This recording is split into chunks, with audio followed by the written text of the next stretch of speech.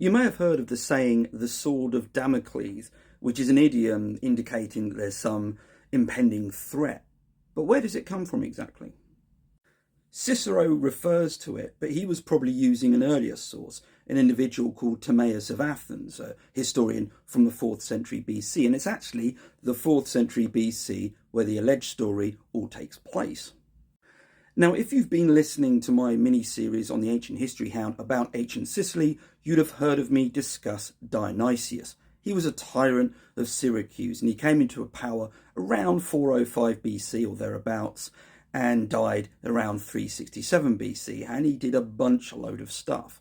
And this story is related to his court. So apparently at the court, again, he's a tyrant, so you're always on your best behaviour, he's got a bunch of flatterers and the like, and one of them was called Damocles.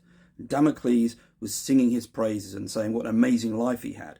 So Dionysius said, actually, let's do something here. Let's do a trade. You get to live for one day as me, so we'll swap places for one day. Damocles thought, sounds good, sounds like a good deal, I'm up for it. So we can imagine that Damocles is having a great time of it, and he's sat down on a couch or throne, surrounded by luxury, and he's looking around at everything that he could possibly have or want or do. And then he looks up, and that's where things turn a bit, because above him, suspended by a single horsehair, is a sword with its tip pointing downwards upon his head.